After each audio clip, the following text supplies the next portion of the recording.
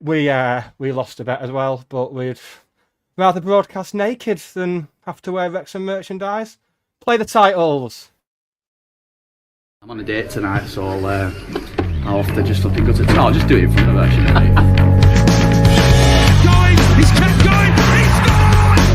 Oh, Stockport pressure. And the header into the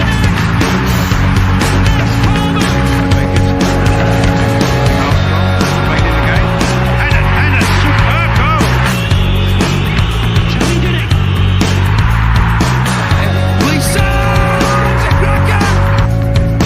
Rose tries to get the ball in. Wilkinson!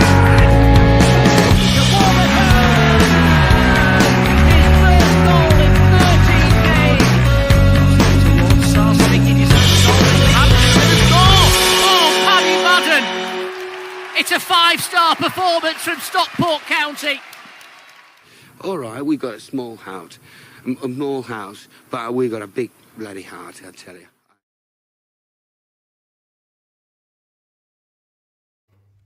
Hello and welcome to SK3 TV, the podcast for the thinking county fan, as long as what that county fan is thinking is, well, thank fuck Saturday's ref was from Manchester.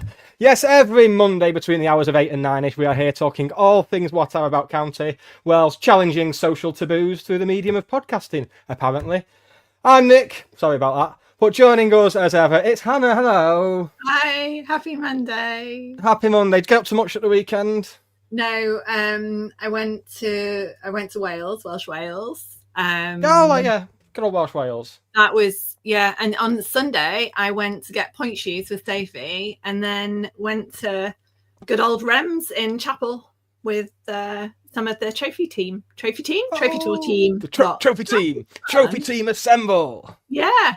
And if anyone is in that neck of the woods, there's a really lovely county fan called Evie Payton who has got a beautiful voice, and we went to listen to her do some singing, so that was nice. Oh, that sounds like even no matter how the football goes on a Saturday, that would still be the pick of the highlight of the weekend, I think. Yeah, I mean, yeah, it was fun. So my boss on Teams just sent a message that popped up and it said, "Seen worse." I'm like, oh my God, did he watch the podcast? I mean, it could have been worse. The message could have said, "Are you in crisis?" or something like that. So, things and roundabouts. So I have genuinely spent more time tonight doing, like, practicing getting clothes on during the opening titles than doing anything else in my life ever. The good old lie down after this. Oh, well, we have a lot to go at tonight, unfortunately. The most notes I've ever made for any of the hundreds of podcasts I've recorded in my life. And I don't have any notes for our actual performance or for Burton or for the fixtures coming up or anything. So we'll just have to see how it goes. But should we give people some red hot admin first? Because there's a lot of it. Yes, let's do the admin. That's always fun. And then it's ticked off. And there's some good admin this week. It's a lot of admin and it's good admin. So to start with, we are of course proudly sponsored by Blackbird Kitchen on the pans at Gorilla Manchester. And you might have seen, if you follow him on socials, he's been teasing a big announcement. We have got the exclusive of that announcement. This is an SK3 TV exclusive. Just phenomenal. I don't even know what it is. You don't even know what it is. Well, so you'll be delighted with this. I'm delighted with this. So he's launching a brand new brand, Blackbird Burger, with a focus on quality, thick, juicy steak burgers. No gimmicks, just good old proper burgers as you remember them before they started needing to, like, dislocate your jaw to eat a burger. So keep an eye on the Blackbird socials and on the Mank tomorrow for more. And it's just strengthening that relationship that Blackbird have with Gorilla. So like good. An extra menu. Yes, but it's going to be elsewhere, I believe. Oh, how exciting! It's going to be elsewhere in a postcode that begins with M, which is very good. But I love classic proper burgers. I don't like the big tall burgers. Oh, you see, I kind of do. I got a little bit obsessed with Almost Famous in the Oh, kind yeah. of early. Oh, in the early days, when it was a 2010. novelty. Yeah. And yeah, I do like a big burger, but I've not had one since I was at the Hard Rock Casino in Tampa in February, and then was really sick afterwards. Well, Because we'll everyone go. needed to know that. But I've shown you the picture. It was bright blue. And I had it on a Friday night thinking, County playing tomorrow, I'm going to have this blue burger, and ended up vomiting blue vomit for 36 hours, which wasn't particularly County. Yeah. I was very nearly sick, looking at the pictures of it, to be honest. So God knows how you must have felt. Well, yeah, I like good old. Big burgers should be wider and not taller, if you ask me. That's one of the few hills I'll die on. Well, no, several, but none of them important. Also in the admin for this week, you may have noticed this is... You're probably thinking, episode 41, but it was only episode 39 last week. What's going on there? Well, last week, of course, on Wednesday, we dropped our 40th episode, which was the audio of our night with Andy Priest on behalf of the Stockport County Supporters Cooperative, which you can get on all audio podcast players, all good ones and probably some rubbish ones as well. It's a stonking 2 hours long, 2 hours of top chat going all the way through his career. It's a good listen, and it's free, so why wouldn't you? It was the proudest I've ever been of anything we've done up until about 8 o'clock tonight. Oh, Yeah, it was very good. It was lovely. It was very good, lovely. Yes. Big fan. We also launched this weekend our Spotify playlist in collaboration with Jonathan the Geordie Hatter and his superb away day show. So if you go on the link tree on the episode description, you can find that playlist. Just some good music from match day and beyond, expertly curated, lovingly curated, I'd say, by us. And obviously, Jonathan, any songs that Jonathan plays on his show will be loaded onto there as well. So it's a good little historical document of where we are. God, this admin's going on this week. You may have noticed that in fairness, it's a good week for it. Yeah, it is a good week for it. Yeah, fair. Yeah, I'll just carry this on until 9 o'clock, and then we'll do 5 minutes on the football, and then call it. As in the Burton game. And the Burton game, yeah. Call it a night. Get naked again, just as like an encore. Sorted.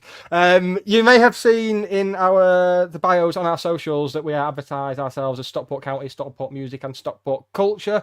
Well, the third of those 3 options will be launched this Friday in the form of audio and video episodes, as well as across the TikToks and the Instagrams. So if you want to get that, and that links in with the final piece of admin. Hannah, can I ask you a question as a woman? Yes. What should people do if they want to be first to access the content I've just mentioned? God, I've been waiting all week to do that joke. Why does that require a womanly touch?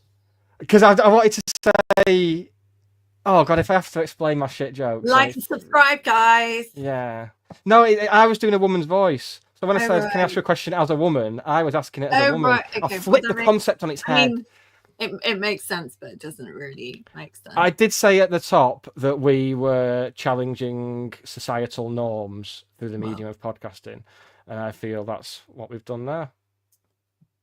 So we've done it all. That's all the admin. I was really hoping we could make that last till 9 o'clock, but we haven't. So we're going to have to talk football. And I'll just get up the longest set of notes I've ever done for anything ever. Well, I have no notes because writing notes required reliving the whole shenanigans more than I care to do, and I've done it quite a lot over the last 48 hours in conversation with people.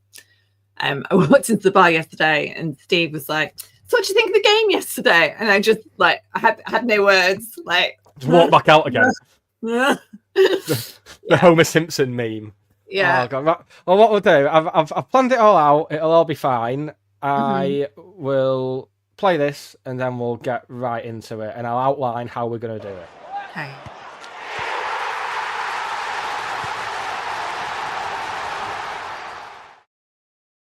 So, this is a really interesting one to tackle. I've been thinking about it over the last couple of days. Planning, if you will. I suppose that's what you can call it.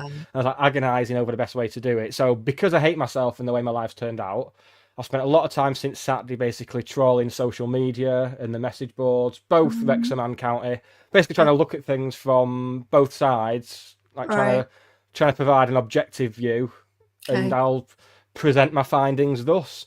All right. Everyone's just the worst. There's like no room for nuance. County fans are saying all Wrexham fans are dickheads. Wrexham fans are saying all County fans are dickheads. Like, never before in my life has that combination of toaster and bath felt like so appealing. So what I thought we'll do is we'll split it into two parts. So there's been like this like propensity for people to say, well, it wasn't our fault we lost, it was all down to the officials, which is bollocks. And I'm glad that Dave Challoner acknowledged that very early on in his interview. More on that shortly. So what we'll do... oh, God, I feel sick now. What we'll do is start with the refereeing side of things. Right. It feels like most weeks there's some sort of complaints about the officials. Sometimes it's justified, sometimes it's not. I've got such a good idea, though, as well. Go on, you do you. And after having said that I have no notes, I don't have any notes, but I have had extensive conversations with people not involved with Stockport County, involved with actual other football clubs, not as fans, like real people who have, more insight than me, and we've come up with a solution. Okay. This is good because I've got a quote from an impartial spokesperson as well. So once we get to that, then we'll get to and then we've covered all sides. Then we're nailing it, absolutely nailing it. And it's so, you can't bitch about something. I say this to my team all the time, like constructive criticism. You kind of present the problem, and then you present a solution. Like yes. Excellent. So we'll torture ourselves and the readers with all this, and then we can post some suggestions. Yeah. So starting somewhat chronologically, like the main talking points. Yeah. Dobson on Camps, which Callum Camps' dad has taken very well on social media. Well, in fairness, Mr. Camps Senior has not, at no point does he reference Wrexham. He could have been up to all sorts of farmyard activities that he was watching on Saturday. So, let's just a little bit of context. We don't know that was in fact what he was referring to. But yeah, again, keep an open mind. We wanted completely normal behaviour, and that's exactly what we've got. I wanted all week. I wanted grown men making a show of themselves. Yeah. And 5 o'clock on Saturday was like Christmas and birthdays all like rolled into one for me. It was just, and then by about 5:30, I got really bored of it and really upset, so I had to come off. So Dobson on Camps, it feels like there's this school of thought that it was a red, but I don't think just because a player goes off injured, it doesn't automatically make it a red card. I think if we'd got a player sent off for that exact challenge, I think we'd be furious. And right, so equally, I think most of the yellows, I don't think there can be any issue with the vast majority of the yellow cards. What did confuse me in a major way is what exactly the threshold is for a second yellow. Because I felt like Dobson and McLean, more on him later, committed fouls that like more worthy of second yellows than the McLean. It doesn't matter.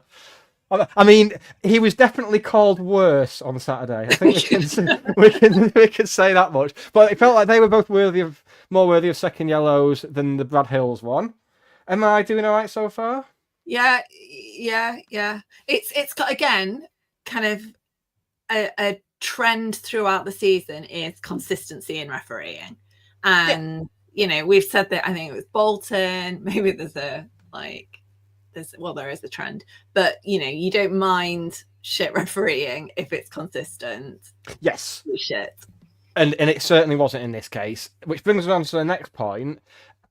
A phrase that really annoys me when it comes to talking about fans talking about decisions in football.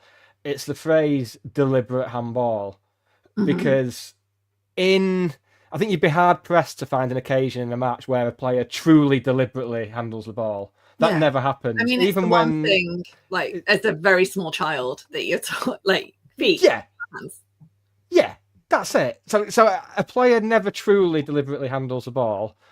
That said, Fletcher in the second half, that was an actual deliberate handball. That was actually a man attempting to basically catch the ball and didn't result in a yellow card, which...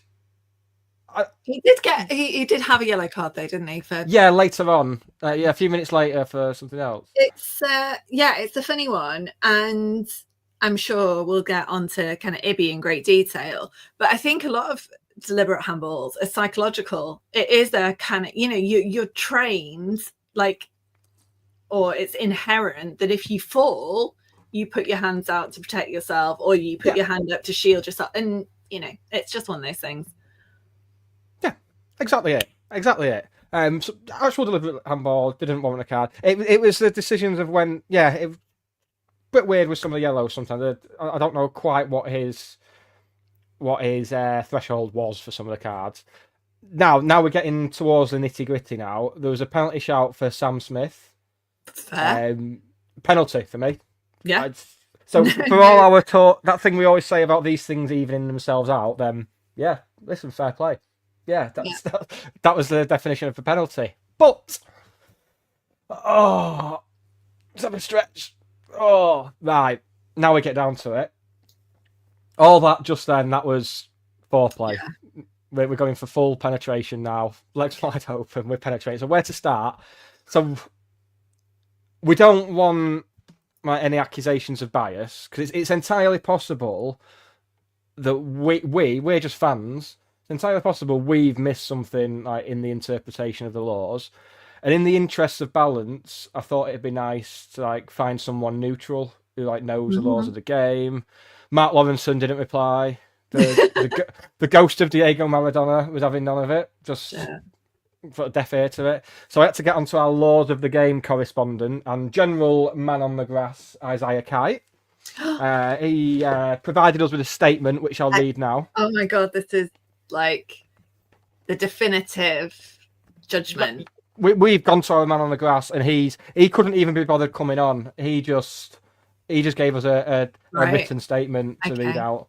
I don't know. So that's not my words. The words of Isaiah Kite there. Right. He doesn't know. He doesn't have a clue. So it's good to get to the bottom of it. Oh. No one has a clue, because I think if this is where it's going to be horrible, and I'm going to have to get into the dynamics of it, because it's just going to, oh God Almighty. So I think if it gets given straight away by the referee, flag in the air, whistle, whatever, and they give it straight away, I think there'd be a fair case for us to think, well, he should have given them one a few minutes ago, so let's just take our medicine. But it's the way it was. Well, I say the way it was given. The way it wasn't given by either official, and then play continued. They were getting ready to take a corner, but apparently, if you stamp your feet, shout, call someone naughty words enough, then you can make all your dreams come true. All of them. All of them, right? I'll bear that in mind. I don't. It's. I'm very much of the opinion now that it's done, and no amount of kind of posturizing or conjecture is going to change it. I have never seen it. It was like exactly as you say. It was that kind of delay from the incident to play restarting as a corner. And then the seemingly, and apparently it's a thing now. They can communicate on comms. They don't have to do anything kind of more visible. And maybe that's something that needs reviewing for. If they were communicating on comms there, they were not doing it very well. No. Because they were getting ready to take a corner. Everyone was lined up for the corner. And it was very weird. But the kind of, not the neutral in me, but the pragmatist in me is like, well, it's gamesmanship or shithousery using common vernacular. And I think for all the talk of I've seen a lot of stuff this weekend about, well, we play the game the right way, Wrexham don't. Well, we don't play the game the right way because we lost. Yeah. And in terms of Saturday's game, Wrexham played the right way. Like, Yeah. like, tactics exist for a reason. Mm. And it really annoyed me that, but the way a lot of the people whinging about the way they play and everything and the shit hours of it, if we were doing it, they'd be loving it. Yeah, and I count myself in that for a large part of it. Funnily enough, like we've talked about this for the last few weeks, that we're suddenly being described by Charlton fans as the dirtiest team they've ever played, and there was a bit of it levelled last week against Bolton, and I'm like, well, great, we've never had that. We've always, and apparently Wrexham have been the same. They've never had, like, they've never been kind of considered dirty. So, like, great, fair play to all of us. That's brilliant that we're being seen as aggressive and physical, and it's something that I've wanted to see more of for years. So, yeah, great. I think John's called it right. He said, not asked about the pen, I'd be appealing if it was the other end. It's the fact the liner absolutely bottled it. And I think that's what it comes down to. It's the fact that on the face of things, the liner had a footballer shouting and swearing at him and bottled it. That's how it looks on the face of things. There's no other way of looking at it. I don't think it was a pen. I'd be shouting for it if it was the other way, but I think Torre is shoved and the ball comes off his shoulder and hits his arm while he's facing away from it. So by the letter of the law, if VAR were looking at that, it wouldn't be a penalty. That's the fact of the matter. No, but like you said, it's done. It's a forward trajectory. You feel yourself going forward. You put your arms out to protect yourself. Yeah. I'm not having it that his arm's in an unnatural position. I'm just, but when I saw the liner calling the referee over, I thought, well, this is McLean's off. Yeah, this is it. He's gone. It's foul and abusive language. He's fully gone it. No, I'm genuinely astounded. Never seen anything like it. It was bonkers. Yeah, and even then, we got bailed out of a situation we should possibly not have been in, but then again, they should have had a penalty minutes before, so maybe we should have been in that situation in the grand scheme of things. A very good penalty save, and then it just felt like they'd all done this thing of, well, players normally score penalties, so we won't be too ready for this because it'll probably go in, and then everyone just seemed flat-footed. That's how it seemed to me. And Corey with his height, and he did a brilliant job of saving it. And then it's really hard when you're that tall to reset and very quickly. And Rodriguez knew that. He slid. That's Rodriguez showing that he's been a Premier League player and he's played internationally in the past, because he knows that's what you need to do in that situation. And fair play to him, he did. Yeah. Well, I mean that's most of the. We could argue. I mean, there should have. I think we touched on it before. There probably should have been second yellows for Wrexham players. Especially if Brad Hills is getting a second yellow for what he got one for. But it just fell, aside from the refereeing, as Dave Challen said, we just weren't good enough. We were very good on the ball. Looked very comfortable in possession. But as soon as we got into the final third, there was no point I ever thought we looked like scoring. The one chance we had. Connolly's header from a corner that was tipped over, but even that looked like it was going to hit the bar as opposed to going in, and it was just as expected. One of the really interesting things about the possession as well is that we did have like 60% of the possession, but the last couple of games that we've won, we've actually had less. And for we have a very possession-based style, so like that's really interesting to me that it's kind of it's shifted, but it's obviously shifted for good reason, and it's working. And, we talk a lot about Charlie playing how he wants to play and not being able to play how he wants to play. And I think there was a little bit of that. That's outside. Yeah. I think most of our success this season has come when we've had two players up top and we've played balls down the channels, and especially up against the back three like Wrexham and Bolton play. Split that back three. And we find space. That's exactly how we beat Bolton 5-0 at home. That's how we beat Wrexham 1-0 at home. And it just didn't feel like we were doing that enough. I didn't know where Tanto was meant to be playing. I think it's been said by everyone millions of times that Tanto is better playing through the middle. It Yeah. just seemed to be. There was a point where he got moved out wide towards the end, wide right towards the end of the first half, and I thought, oh, well, we're targeting McLean here. We're going with a bit of pace at McLean and trying to bait him into a second yellow. And then the second half begins, and we spent the whole game doing everything down the other side, down the left instead. When you've got a player there who's notoriously volatile, who had dived in for a couple of challenges in the first half and got nowhere near the ball, but not committed a foul. And you just thought, well, let's go for him then. And then we just didn't. It just seemed like the basic thing to do, and we seemed to do the opposite. Yeah. And, in fairness to him, I said to my brother at one point, this is going to go one way or the other. And actually it didn't, in terms of he kept taking defenders off. So at one point there was only Connolly, I think, left on because Brad Hills had got sent off, and it just packed the midfield. Essentially, I mean, they're attacking midfielders, and it was that push forward. But that we had one defender at one point, as in, I mean, we know that kind of Ibby and I can't even remember. I think by that point, maybe both of them had come off. It was, but that's what Charlie would have come under criticism. Otherwise, it would have been, like we've had the Benno substitution for the last few weeks. It's been that, right, let's pack the forwards. And it just didn't work. We weren't good enough. I would have liked to have seen Jesse Fevs on a lot earlier, giving McLean something to think about. He's a player I'd be looking at, hoping he gets some starts soon, because he seemed to at least create a bit of something down that. I mean, it didn't all work, but it just felt like that thing that we occasionally do have, where it's just a case of chucking as many attacking players on. Bailey came on around the time of the red card, and I wasn't quite sure where he was meant to be playing. He just seemed to be getting in everyone's way.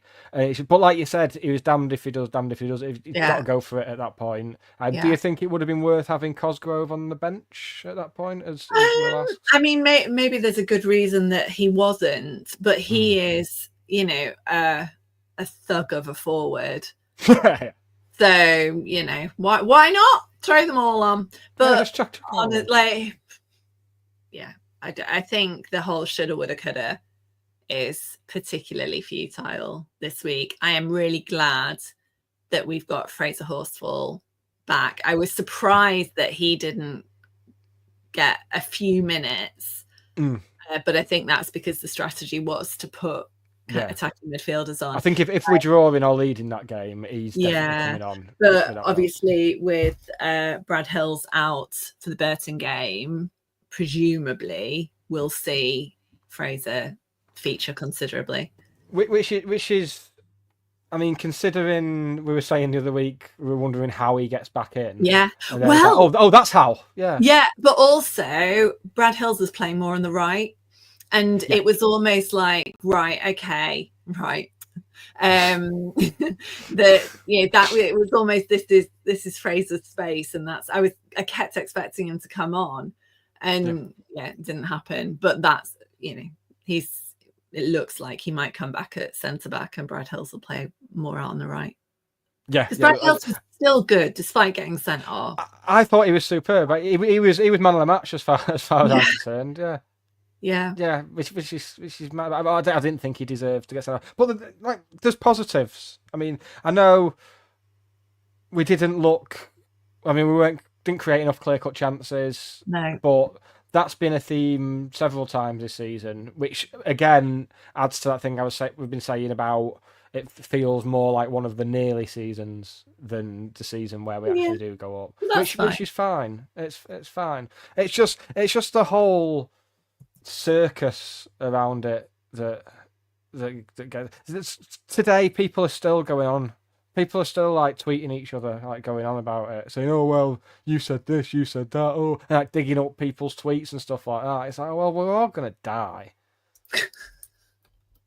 eventually. Hopefully sooner. Though it's going. There's a very much. I think Dave Thompson tweeted it earlier as well. The whole "let it go, Elsa." Now it feels like That's it. Move on. It's just one game and scale of things, and the season's not done. Yeah. I mean, the whole thing about, I mean, that's what's been the most boring. This argument about whether it's a rivalry or not. Well, You've got confirmation, have you not? I have got confirmation from The Athletic, who described it as a new rivalry after Saturday, which is very confusing because in the actual article, it's Parky is quoted on two separate occasions describing it as a local rivalry and I can't remember, a something else rivalry. So yeah, good to know it is a rivalry. So they've become a real rival of ours, which right pretty much proves what we were saying about it being a competitive or circumstantial rivalry. If a team becomes a rivalry, which is it's fine. It's not so. I don't know why it's such a dirty word. It was described in the same article as familiarity breeds contempt. Yeah, that's exactly it. Like, you know which fans on both sides are going to lose their heads at various moments. You know which fans are going to be it's forcing a rivalry the week before and then retweet the gaudiest of content after the game. At this point it's, and I'm just a bit bored of it, quite honestly. So Dan Wrexham on Twitter, he said, like, we should just agree that if we're in the same league, we just don't play the games. We'll stay at home. They get 3 points and a goal. We get 3 points and a goal. Done. Or we could have like competitive social media posting, and just that's how they decide to do the points. Like who can be meanest? Who can be meanest? Who can be most childish? Yeah. Oh, right. So going back to this is what I want. This is what I'm hanging on for now. Right. It's very exciting. Right. So the person that I was talking to at the other club, they have had out of 36 games, 37 games, 12 letters of apology from the PGMOL. Right. Yeah. So we've decided. So these letters mean nothing. Like, we will probably get a letter this week apologising for decisions made. Doesn't make a blind bit of difference. I mean, honestly, like we said, you know, would it have changed the outcome of the game? Maybe not. Maybe it might have been a point versus who knows. Had 0-0 written all over it. Right. But in my newly envisaged League One, League Two, Championship, right, the team receiving those letters stores them all up.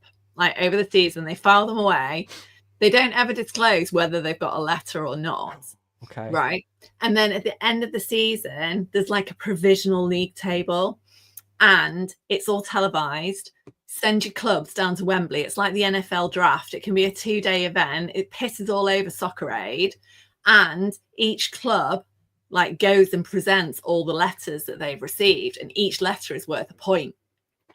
And then the league table gets adjusted. They get, you know, they crown the champions and the runners up. And then the rest of then they play the playoffs like there and then.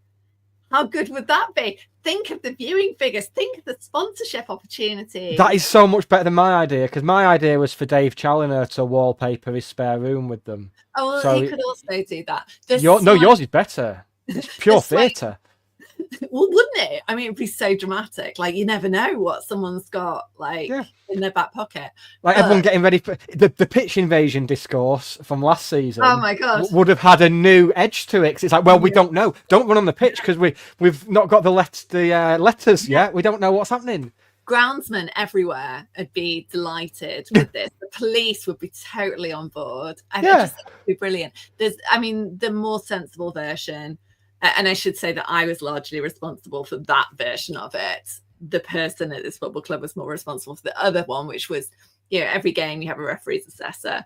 You know, why can't they kind of sit in the ground with, you know, some form of comms, kind of like VAR, but not kind of lower tech, just another opinion.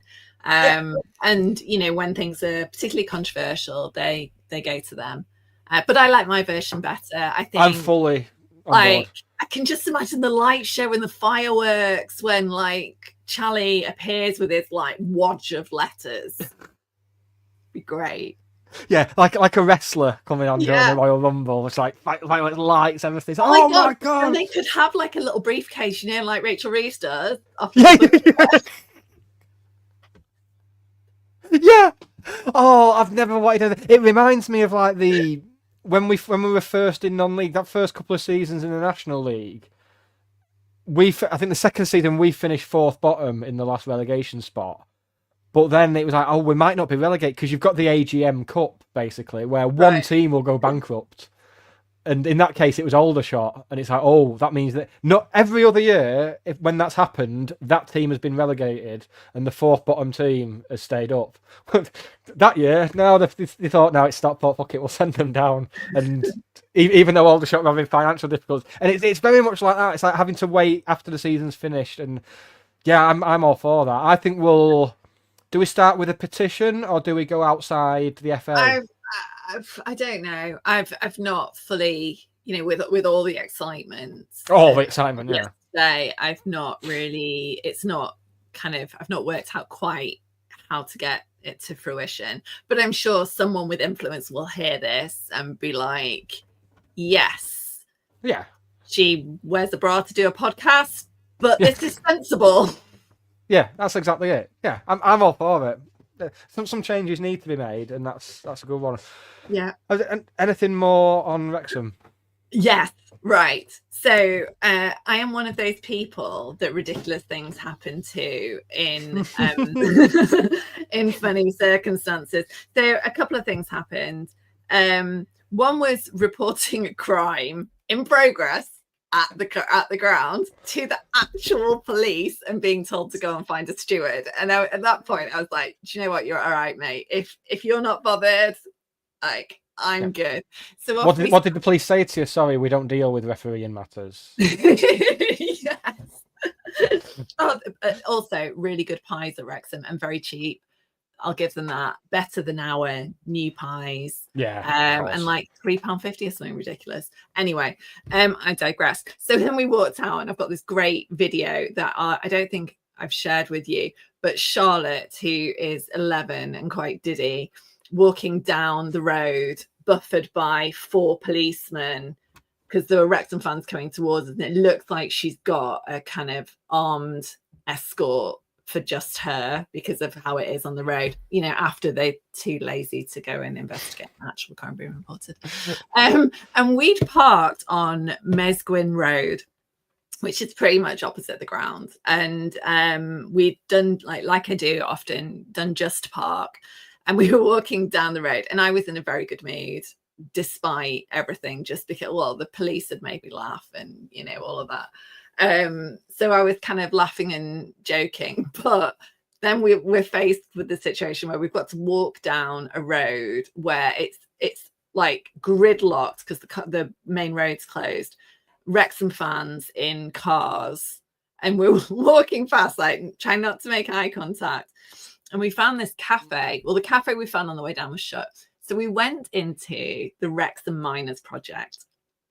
So the Wrexham Miners Project is a community-led initiative and looking at repurposing a landmark, which is basically it's where they trained people to go and kind of retrieve miners in the case of instance. And obviously there was the Wrexham mining catastrophe, and it was utterly lovely but also utterly bizarre. So I think we paid, if we ever have to go to Wrexham again, Parish of Thought, highly recommend it. £6 for a brownie, 2 chocolate bars, 4 cans of drink and a coffee. Can't argue with that. That's but excellent. The lovely man, and it's full of like proper diehard Wrexham fans. So I go on the charm offensive because I'm there, you know, international relations, going to convince everyone that not all county fans are dickheads. Well, that's patently untrue. I think they wondered what was going on. But the man, the really lovely man that worked there, took Charlotte and went and opened up the museum bit and kind of took her Oh, so around cool. and taught her, like showed her this like tunnel that they've got where they, they practice the retrievals and stuff. And yeah, it was just really lovely. And you in football, there is all the shit that goes around with it, but you meet some really lovely people, and it's more often than not that you will find someone who will really go out of their way to help you, as we would. I mean, we've got this fan coming over from Sweden in a few weeks. Oh yeah, so if anyone he's desperate. So he's a Swedish journalist. He's a Benno super fan. And he is desperate for a black and yellow away kit from last season. I have one, which I will give him if I can't find another one, but he needs a smaller one. So because that was been so if anyone's got a medium or a large that's in good condition, then I'd be more than happy to buy it off you. So let me know. Yes, you can get in touch through our socials or for our personal socials, or you can email us sk3tvpodcast@gmail.com. And in fact, people should just email us with. In fact, what I want people to email us with is things that they think they remember but don't have any evidence of. Because me and Ben are going to tackle them. We're going to do a correspondence special. Do you know what? Funnily enough, my dad had a really good one of those, which was when County played Hamburg just after the World Cup, and there were loads of the German players, and he couldn't find, because like the internet, he swore blind that he went to this game, but you'd kind of mention it to people and they'd be like, oh, and then in the Vita bar they've got loads of memorabilia up from it. So he was very excited to find that. Yeah, but people can also email us an RSVP, because we're going out. We're off on the Mega Lash on Saturday. Well, you might after our 0-0 draw with Burton. I'm on the supervisory non-lash. Yeah, you're the lash supervisor. That sounds kinky. Everything crossed. You never know. Where are we going, Hannah? We're going to the produce. No, I mean our relationship. Just general as people. Where are we going? What's happening? We're going to the produce hall because I want the cauliflower. I think you're having pizza, and then we're going to the actual highballer again. Highballer. You've got the jukebox this time. The jukebox is there. I've checked. The jukebox is in, so that's what we're doing on Saturday. And it's an early kickoff, so we'll see how it goes. Might not make it past 6 o'clock if we lose. Might be out until 9:30 if we win. Imagine that. Home in time for match of the day, though. Oh, the dream. Sorted, the dream. Match of the day and cheese on toast. I'm so excited. Oh, I can't wait to. Yes, just come and drink. Fun, isn't it? More than merrier. Yeah, Highballer's good, and they had really good music on last time. Yeah, and they'll have even better music, because I might just see if I can plug the SK3 TV Geordie Hatter's Away Day Show curated playlist. Oh. And yeah, that'd be good. Yeah. Maybe they'll let me do that. But Benji, get in touch. I know you've. Danwell asks if we're joining in for late night karaoke in the Nelson late doors. You know what? I was singing "Goodbye Yellow Brick Road" by Elton John to myself this morning, and I was good, even if I do say so myself. I think that I'm good at karaoke, but in the 90s, yes, late 90s, I got booed off singing Never Ever by the All Saints at the Five Ways in Hazel Grove, and I'm emotionally scarred. Well, me and you are going to the Nelson, and we're doing Never Ever. Do you want to practice now? The problem is it's got a really slow lead in. It was a bad song to choose, but I don't think it was the song. I genuinely think it was me. But yeah, Dan loves a bit of Nelson karaoke. He was sending me pictures for Charlotte, because Charlotte, was it the Nelson that Charlotte wasn't allowed in? I can't remember. Yeah. So up for karaoke. We'll go back to Wedgley. Party time. Right, what we'll do, we'll have a random county non-league goal of the week as sourced by Chris Eaton. And in fact, because I want to finish the Wrexham chat definitively. So we're not finished. Something. Well, no. Well, yeah, we have. But then I forgot. Forgot that I asked Chris Eaton for this clip so I could illustrate a point, and the point is that if you look back, we used to be so much more of a threat from wide areas, and it feels like particularly our wing backs, maybe have hit their ceiling. They're very good defensively, but you never see our wing backs get into the byline like Southam Hales and Rydell used to in the National League. And I think this clip does a good job of illustrating that. No, I've not even. I think it's older shot away or something when we won the league around that time. Something. I've been very preoccupied with notes on the first half of the Wrexham game and not a lot else. So let's have it. It's so effective. They could be in again here. Southam Hales pulls it across, and they have scored again. It's the informed Will Collar who stabbed it home from almost on the line. They simply could not have wished for a better start at Victoria Road. Inside 5 minutes, Stockport County are 2-0 up. Well, this certainly wouldn't have been in the script for either manager at the fast start. Could he be a shade of offside? Southam Hales runs off Miles Weston. It takes a wicked deflection of Elliot Johnson, and then it just loops into an area to the form player that's keeping out the National League Player of the Year, John Rooney, and Will Collar. What a start this has been from Stockport County. They're going to send a message out to the league. This is a perfect message to be sending out.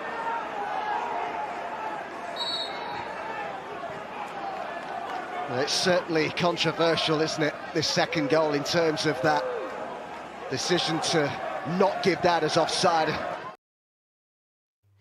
Wasn't older shot, it was Dagenham. Downloaded the wrong one, but same point still applies. Fine. Like I said, preoccupied. Right. Oh, Burton, Saturday. Put a lot of talk about the return of Jack Stretton. He's not been in the squad for the last 2 games, so that's up in the air. But you know if he plays, he's putting them 1-0 up early on. Yeah, they're on a bit of an upturn as well. We seem to be meeting teams at the moment. I think it's because the point of the season where Burton are, like where Shrewsbury were, where Cambridge were. They are top of the relegation 4 at the moment. So they're the closest to Bristol and Northampton. And, and it's entirely feasible that if they do kick on, they'll stay up. So there is an awful lot of stake for them. They've not won, I don't know, particularly convincingly, but they have beaten teams that we struggle with. So your Mansfields, your Lincolns, I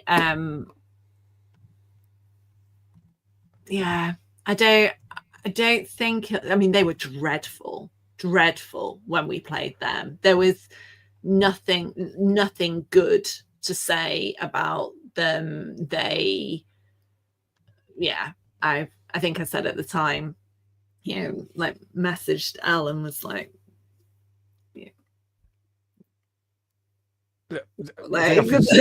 absolutely. They cannot be any worse than last time we played them. That's for sure.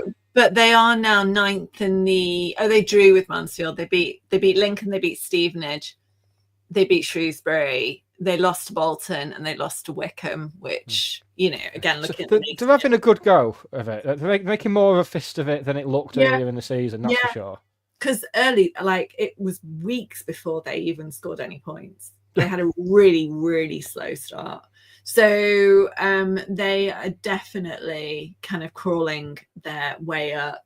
Obviously, Crawley have got Scott Lindsay back. So they won on Saturday. I mean, they beat Bristol, I want to say. Is it Bristol? Yes, I think it was Bristol Rovers, I think, yeah. But, they're going to have to do some significant work. They're saying that. They're 3 points behind Burton. Burton have got a game in hand. And they're only 5 points ahead of Shrewsbury, but 9 points behind Bristol and Northampton, which feels like a decent gap. For me, it's Burton that are the ones that have got the most to play for at the moment. I mean, we've a bit. I mean, not that we need to like pepper it with false optimism, but the last time we lost 2 league games in a row, I believe, was the start of 22-23. I think. Okay. I think so. I mean, we've said it before the other week. It doesn't. We don't tend to follow up bad performance with another, and it's not like that was an abject performance. No, but I think that's the issue. Like, do you think that they'll have had a massive bollocking on Saturday after I that think so, because he seemed pretty miffed in his interview after, and it wasn't just at the officials. No. Because I think Liam said Diamond and Fevrier both had an impact, and they've challenged that thing that I love it when managers do it. Jim Gannon used to do it to John Kieran a lot, where he'd get given like a loaded, easy question, and they go, "Actually, no." Yeah. Do you know what though? Jack Diamond did some beautiful runs, but then just failed. No end product. To pass it on. There'd be no one on the end of the passes.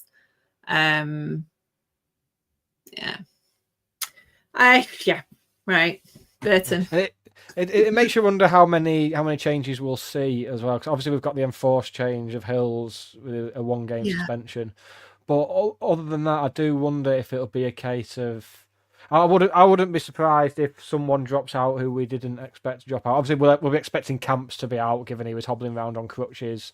Yeah, he was in an air boot when he went off. So yeah. So that'd be Norwood in, you'd imagine. I think given that he's missed. Yeah. Didn't play at all on Saturday. No. And then, by all accounts, had a bit of a strop when he came off against Bolton. Yeah, I mean, he came back out. He was back out at the end, but yeah, I did wonder whether that had something to do with his lack of minutes on Saturday. Yes, quite possibly, because there was a point where, especially with our set pieces just seem to. I don't know. There doesn't seem to be a plan anymore with set pieces. It really confused me. I mean, if you're playing a team like Wrexham who aren't going to give you many chances, then try and make sure your corners and free kicks are on point. And they were just woeful, embarrassingly bad. Like the type of thing that even if you saw kids doing it, you'd think, "Oh no, they should know better." When you're not even like beating the first man with a corner, and you just say it's just another one of those things that adds up to make you think, "Well, we're not quite there yet," and that's fine. Yeah. It's fine. The more I say that's fine, it's like I don't really believe it, but I do. It's fine. Well, yeah, I'm very much at the stage that I knew I would get to, where I'm fully in. It's the hope that kills you territory. That Ted Lasso GIF is my most used GIF at the moment. But you know, it's. Oh, I'm so excited about another season of Ted Lasso. I just feel like I've got my hopes up a little bit, and I hated the playoffs. Really, really hated the playoffs. I mean, it's entirely possible as well that if we do end up in the playoffs, it may well still be. I know a lot of people seem to have conceded. It's fair enough that we're like conceding a top 2 place. We're not. It's going to take something ridiculous for us to finish top 2 now. Something that I don't think we're quite capable of. No, well, and Nora, Wrexham, and Wickham probably. Yeah, I mean, we're just checking though. We're all Wickham now, right? I don't think I want to live in a world where I'm Wickham. But no, either way. Either way, if Wrexham do go up automatically, the first thing they're going to be doing is coming to us, giving it out. But not us personally, because our Twitter mentions for at SK3TV Pod on Saturday, we didn't get any hassle. I went back and I was very balanced during the game. I thought. I think we are quite balanced. I don't think so. We're Goody or no. Polarized. Yes, exactly. So, but I mean, there are easier targets, shall we say? Yeah. Well, I mean, Wrexham have. I mean, Wrexham have dropped some silly points against teams they shouldn't drop points to. So it's same as we have. So it's entirely possible they'll do that again, and then we have to meet them in the playoffs. Would you rather lose to Wrexham in a semi-final or the final, if it comes to it? Well, I mean, so because final is going to friends- be semi-final. It's going to be, well, we'll win at Edgeley Park, they'll win at their place. So yeah. So my friends from the Wrexham Miners Project were adamant that if they have to go up automatically because they are not good. As we've, you know, it's not conjecture. They are not, or have traditionally not been good in high pressure games and situations. We saw it in the National League, the FA Trophy, playoffs. They do struggle sometimes, but it's not the same team. You know, on Saturday there's no Paul Mullen, there's no Ollie Palmer, Tozer's off at Forest Green or wherever he is. So, you know, they're not the same team. And, you know, your Stephen Fletchers, your Jay Rodriguez, Sam Smith, well, maybe less so Sam Smith, but they are players that have, you know, particularly Fletcher have played at all levels. I mean, you know, for everything that we say about McLean, he is, and again, the people at the Wrexham Miners Project were saying how lovely he is in person. You know, plenty of time for the kids, will do anything for the community. And it's almost like it's that kind of white line syndrome. He crosses the line onto the pitch, and he transforms into a different person. Okay. But at the same time, as a captain, and I said to you on Saturday, do you know what? I'd rather kind of win with or lose and make an effort than win and have someone as kind of nasty and divisive as that. Yeah. And actually, I've kind of reframed that a little bit in terms of, you know, he's doing a job, but he's also, if he is the focus of the away fans' vitriol or, you know, the opposition's vitriol of the players, you know, we left him completely alone in the second half. Yeah.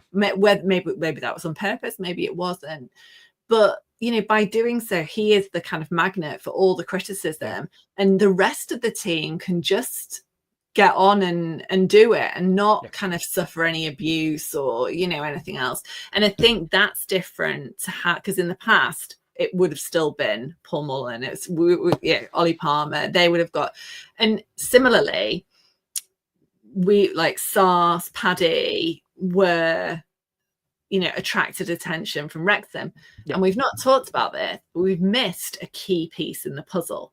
Well, we haven't, but I think it's fun to mention it. So Brad Hills was at Accrington Stanley. He was their best ever loan player. He also played in that game where they beat Wrexham 2-0. And I remember Wrexham fans at the time complaining that, you know, it was their cup final. They were behaving ridiculously. There was, you know, fist pumping, and it was, you know, big celebrations.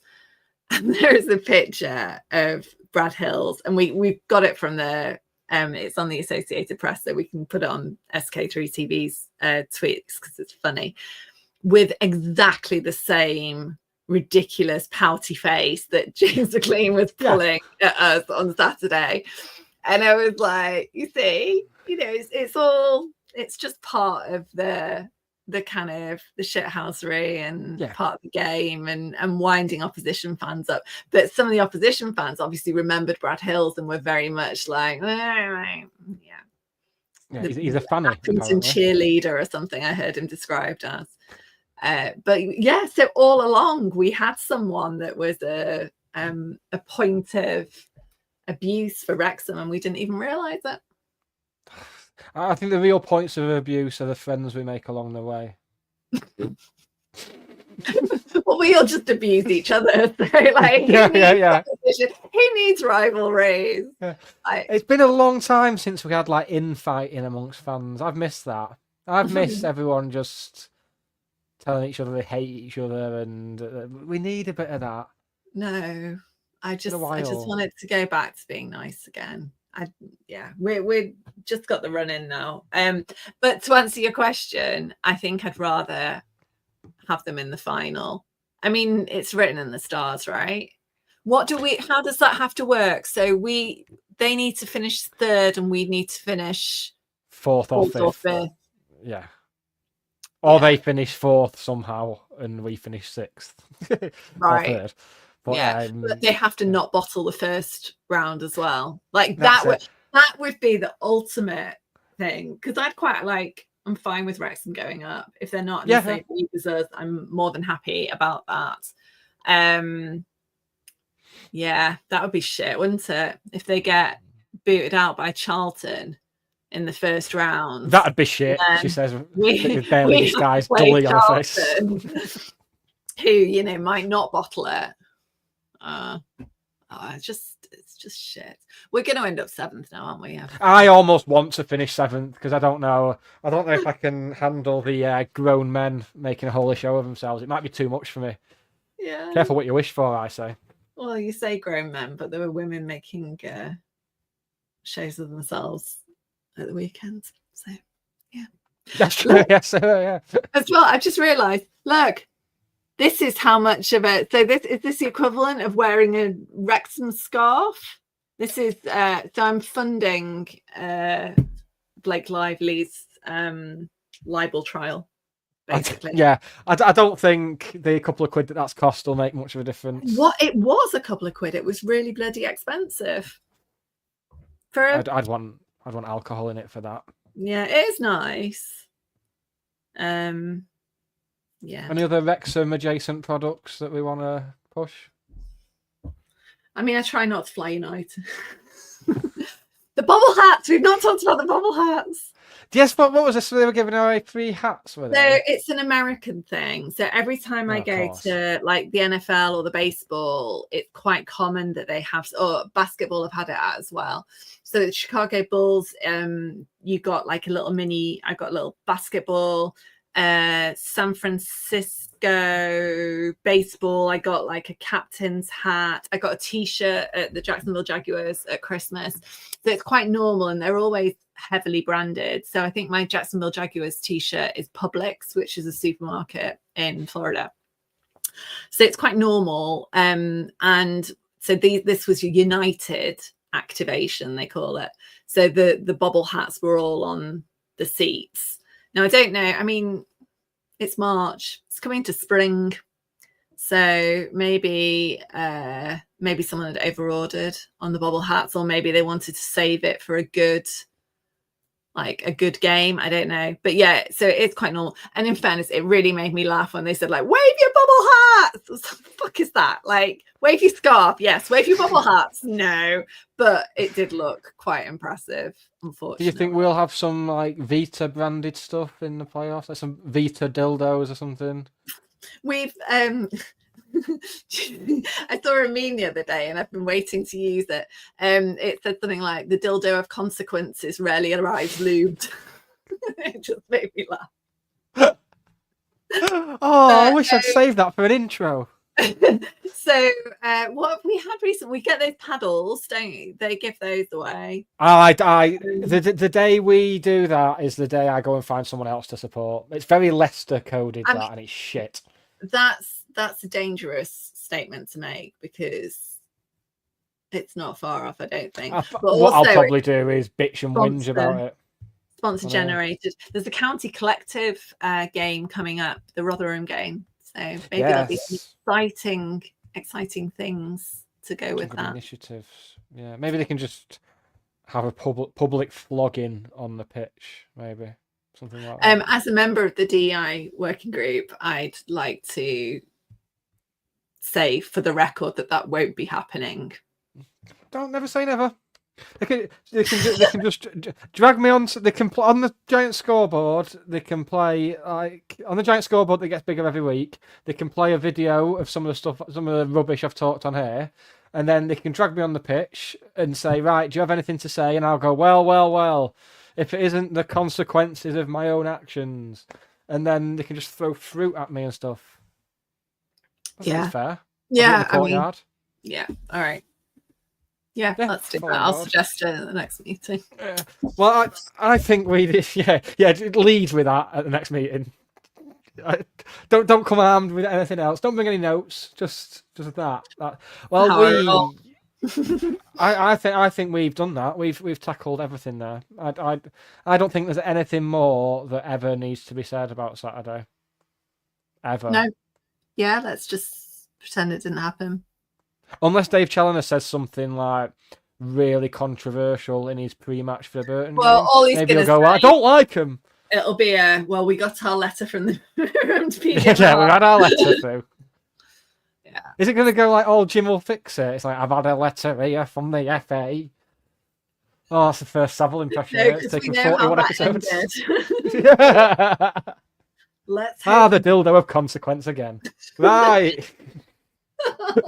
Oh, God. Right, let's go, shall we? Yeah. Oh, don't forget you can check out our Andy Priest episode on Spotify and Apple Podcasts and other inferior podcast players. It's really good, even if we do say so ourselves. And also check out the socials for our sponsors, Blackbird Kitchen, tomorrow, and check out the Mank, where there will be a feature on the very same.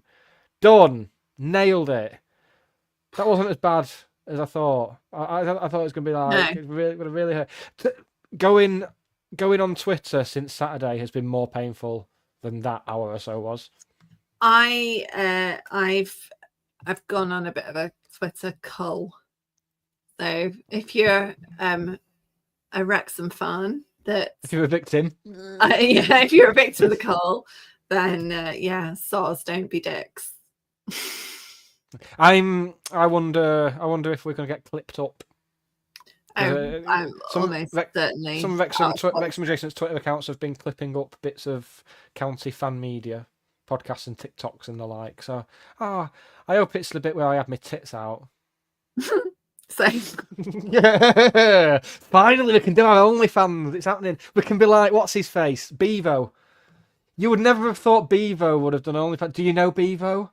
No. So he's a guy who did it. He looks like Jack Grealish, but with a chromosome issue, Right. which is saying something. He's got big gnashers, and what he does, he did a TikTok where it's him eating food and reviewing it, but he doesn't chew.